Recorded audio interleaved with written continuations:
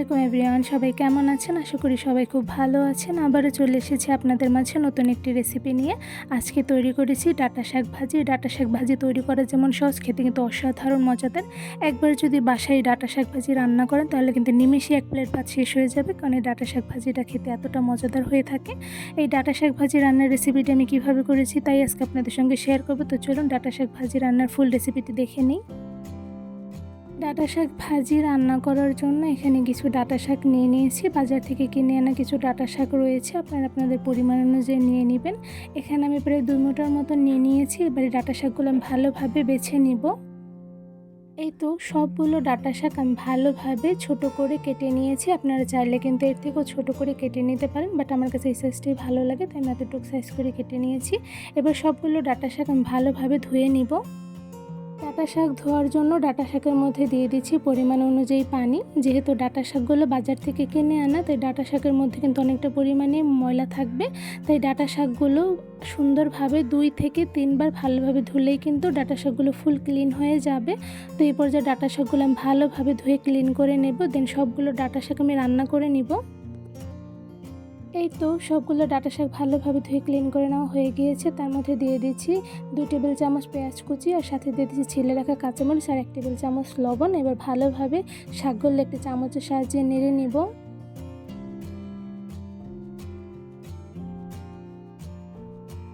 এই তো ডাঁটা শাকগুলো ভালোভাবে নেড়ে নেওয়া হয়ে গিয়েছে। এবার চুলার আঁচ মিডিয়ামে রেখে কিছুক্ষণ ভালোভাবে ডাঁটা শাকগুলো জাল দিয়ে রান্না করে নিব।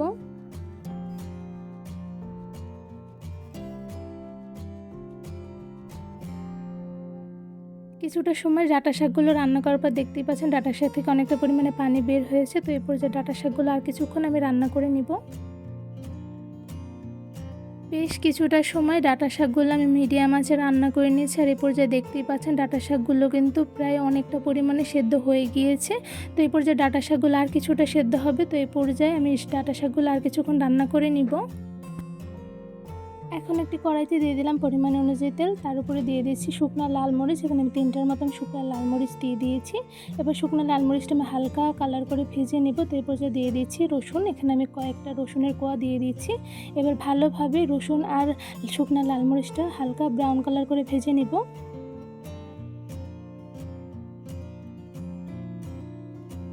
শুকনো লাল মরিচ আর রসুনগুলো কিন্তু অনেকটাই ভাজা হয়ে গেছে, দেখতেই পাচ্ছেন হালকা ব্রাউন কালার চলে এসেছে। তো এই পর্যায়ে সেদ্ধ করা শাকের মধ্যে তেল সহ আমি রসুন আর শুকনো লাল মরিচগুলো দিয়ে দিচ্ছি।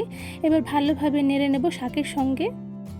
শুকনো লাল মরিচ আর রসুনগুলো কিন্তু ভালোভাবে নেড়ে শাকের সঙ্গে মিশিয়ে ফেলেছি। এবার শাকগুলো আরও কিছুক্ষণ রান্না করে নিব।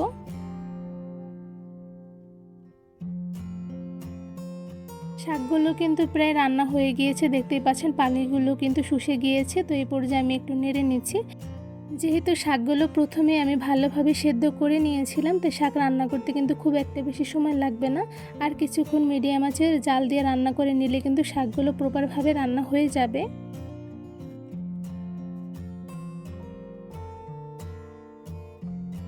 বেশ কিছুটা সময় চুলার আঁচ মিডিয়ামে রেখে আমি ডাঁটা শাকগুলো ভালোভাবে রান্না করে নিয়েছি। তো এই পর্যায়ে একটু নেড়ে নিচ্ছি। আর দেখতেই পাচ্ছেন ডাঁটা শাকগুলো কিন্তু একদম প্রপারভাবে রান্না হয়ে গিয়েছে। এবার সবগুলো ডাঁটা শাক আমি একটি বাটিতে বেড়ে নিব। এই তো খুব সহজেই অল্প কিছু সময় নিয়ে তৈরি করে ফেলেছি দারুণ মজাদার ডাঁটা শাক ভাজি। এই ডাঁটা শাক ভাজিটা কিন্তু আমি খুব সবুজ করে রান্না করে ফেলেছি। এই ডাঁটা শাক ভাজিটা মাশাআল্লাহ দেখতে যেমন সুন্দর হয়েছে, খেতে কিন্তু অসাধারণ মজাদার হয়েছে।